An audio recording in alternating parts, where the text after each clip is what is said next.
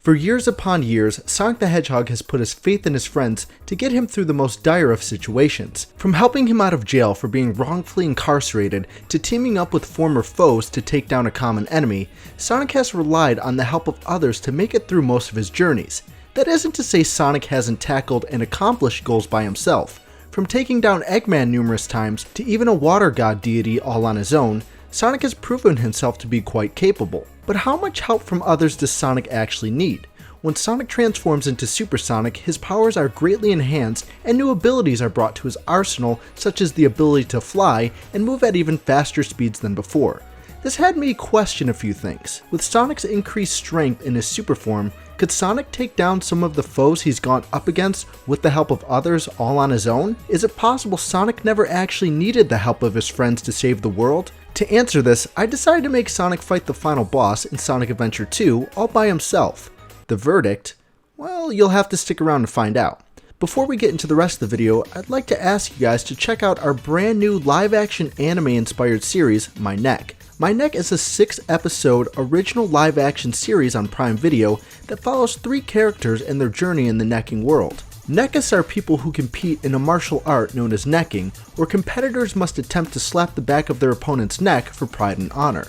It's a parody of martial arts films and anime, while telling an original story with deep and rich characters. So far it's been well received, with over 13 5-star reviews on Amazon. Most folks have been comparing it to Naruto and shonen anime in general, so if you're a fan of those and want to help support our channel, we ask you to check out the entire Season 1 of our live-action anime-inspired series, My Neck. I think you'll highly enjoy it, especially if you like anime, martial arts, comedy, and fun.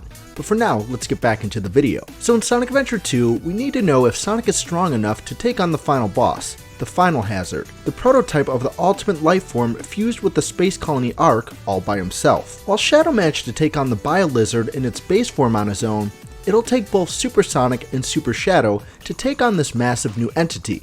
Or will it? Luckily for us, the game sets up our hypothetical scenario perfectly. During the Final Hazard boss, the goal is to hit the red swelling areas on the boss. However, the abomination attached to the Ark isn't going to let you do that easily. From hyper beams to red balls, the ultimate failed experiment will do whatever it takes to stop you from reaching its weak spots. Hit the weak spot 6 times with Sonic and Shadow, in our case just Sonic, and you'll have defeated the final boss of Sonic Adventure 2. Between Sonic and Shadow, the game makes you switch to the other character after you land a hit on the boss, but you don't actually have to land a hit to switch characters. It's entirely possible to switch characters without hitting the boss. So while we have to switch over to Shadow after Sonic lands a hit, we can switch back to Sonic without making Shadow land a hit, allowing us the opportunity to inflict damage on the final boss solely using Super Sonic. To do this, all you have to do is travel to the other side of this giant test tube baby, and the game will switch you to the other character. It should be noted that Sonic and Shadow split the difference in rings when you do this, so while you start off with 50 rings as one character, if your ring count drops to 40 when you switch, the tagged in character will only have 10 rings. So if you start with 50 rings as Shadow, and his rings decrease to 5, Sonic will have 45 rings to work with when you switch over to him. This is important especially in later phases when the boss gets harder and you might need to play as Sonic longer. The trick is to play as Shadow as long as possible before switching over so that Sonic has more rings, giving you more time to land an attack as Sonic. To make matters even harder though, you're given a time limit, roughly 5 minutes. If you're not able to beat the boss in 5 minutes, the Final Hazard will reach the Earth's atmosphere and crash into our big beautiful planet, forcing every little thing into extinction and cause mass genocide of life itself on Earth, so we can't let that happen. To be honest, this is all quite easy. I'm not talking about the destruction of Earth, but to defeat the final boss on Sonic Adventure 2 using only Super Sonic. It honestly only took my first try to pull this whole thing off. Turns out Sonic never actually needed Shadow's help, and really is the ultimate life form after all, just like Shadow suggested.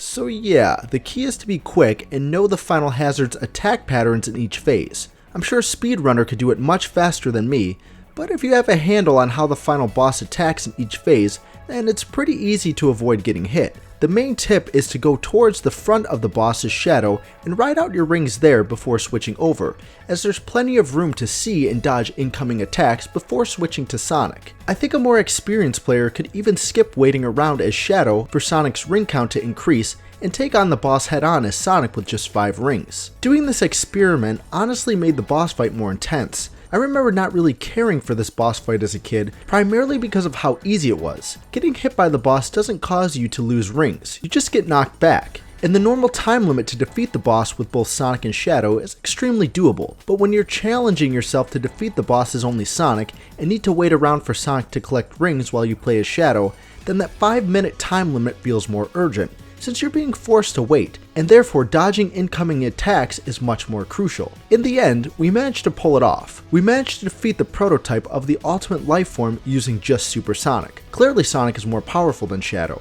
I mean, Sonic didn't need inhibitor rings to pull off his powerful chaos control ability. Sonic didn't lose his super form and crash land on the Earth's surface only to pick up guns to fight black aliens years later. Clearly Sonic is the more superior hedgehog and therefore better. Nah, I'm just throwing shade at this point.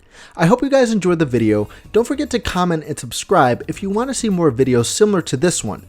And if you want to help this channel grow, please consider picking up Season 1 of our live-action anime-inspired series, My Neck, over on Prime Video. But until then, we'll see you in the next one.